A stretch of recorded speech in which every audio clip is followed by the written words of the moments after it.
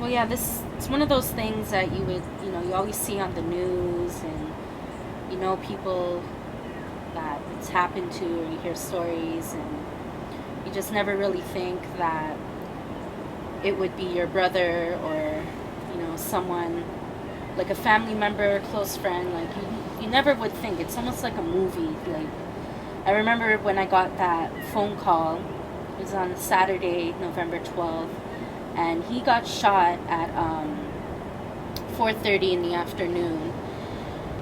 And I didn't get a call until 9:30, and I was like, it was Saturday, so I was drinking with my friends, and I remember like my dad calling me, and I was ignoring his calls because I'm like, okay, I'm just chilling right now. I don't want to, talk to you. But then I answered because he kept calling, and he told me that Jesse's been shot.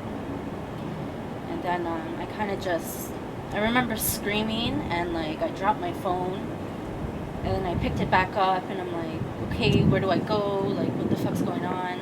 Sorry for my language. And yeah, he told me he's at Sunnybrook to go now, get a drive there. And luckily my friend she was driving that day, so she drove me, dropped me off. And then I remember seeing his girlfriend, she was crying, and seeing my dad talking to the police. And like I don't know, I just kept thinking, like I remember the whole ride there, just thinking, okay, maybe, it was something soft, like it just grazed his arm, or, he got shot in the foot, or, something soft. But then, I think it was around 1 o'clock, the surgeon, or not the surgeon, the doctor, told us how, like, his injuries, and they explained that his spinal cord was damaged, and that one of the bullets entered through the chin and was in his jaw, and he had one in his shoulder too. And even till this moment, it's like I can't, it's hard to take in. It's, that this is our reality at the moment.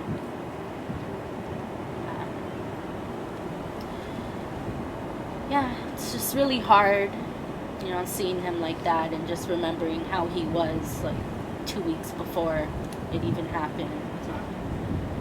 I was always so used to him like just calling me, just talking some stupid shit. And, I just miss those phone calls. And, yeah, it's just really surreal. Really.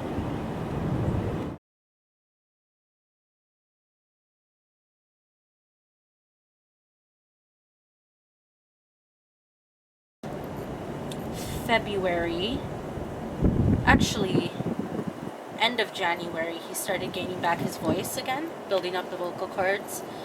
And he's been eating. They said he'd never eat again. They wanted to put a feeding tube into his stomach, and he just totally disagreed with that. And he's eating again. He's eating a lot. Gained back all his weight. Before this happened, he weighed about almost 200 pounds, and it was just like muscle. And then he weighed I think it was 140. He dropped his weight to. And then now he's back at 165 to 170, I believe. And he can smell now too, so that means his diaphragm is actually beginning to gain back some nerve. It's regenerating. Even just his strength to his how do I say it? I guess his outlook on life. I mean, at first, when he couldn't even talk, when he had all the tubes down his throat, he would get us to write out through the alphabet chart that he doesn't want to live like this and doesn't want to be in a wheelchair. But at least now, he's open to the fact of being in a wheelchair, and he's really positive. He's been really positive lately.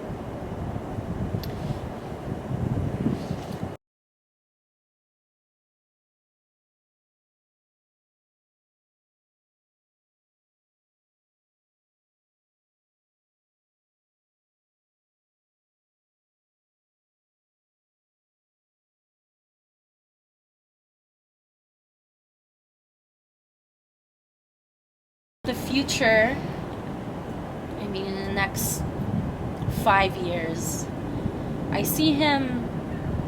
This year, it's the steps are, it was eating. He's overcome that. Talking, being able to talk for himself instead of have people write out what he wants to say. He's overcome that. The next step right now is his breathing, and he's actually having another assessment for his breathing sometime this week, because the nerves are regenerating, and he can actually, when the trach is out, he's not like lost for breath. You can see his chest move a bit. And just once he has his breathing, that's when really everything will start picking up faster. And doing the physio, using those machines. He was using a leg machine, and they have some arm one, and it's just really keeping him in a calm state, so his body isn't stressed and his mind isn't stressed, and just letting the body really meditate to heal itself. And he's actually been meditating too, and I believe it works. And there was actually this quote that some man who recovered, I forget his name, they call him the Miracle Man. He got into a plane crash in 1981, and then he recovered from being quadriplegic. And he says that once you have your mind, the body or the mind can start putting back pieces together for your body. And I believe it's true. We only use 10% of our brain. So if you think about it, like if you really just connect your brain with your body and really meditate and take in everything, even if you can't feel it, but if you really think about it, I believe that the brain can still send a signal over the damaged part of the spine. And there have been people who've recovered from being quadriplegic, and they were all just as determined as he is. So I definitely see it in him. He'll be walking again, and he has his son and his girlfriend to really motivate him and keep him strong, and just like everyone else in the family that loves him. So it's only been 4 months and he's come this far, so who knows, the next 8 months or next 2 years ahead, because he's definitely not going to be here forever. Like once he gets his breathing back, he'll go home with his family, and everything, it's just going to take time, just step by step, day by day. So I see good things in the future for him. It's not just what society says. So yeah.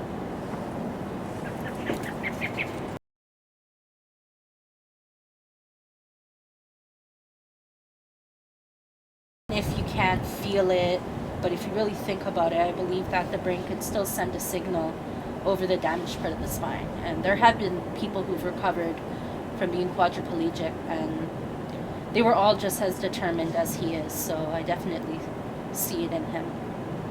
He'll be walking again, and he has his son and his girlfriend to really motivate him and keep him strong, and just like everyone else in the family that loves him. So it's only been 4 months and he's come this far, so who knows, the next 8 months or next 2 years ahead, because he's definitely not going to be here forever. Like once he gets his breathing back, he'll go home with his family, and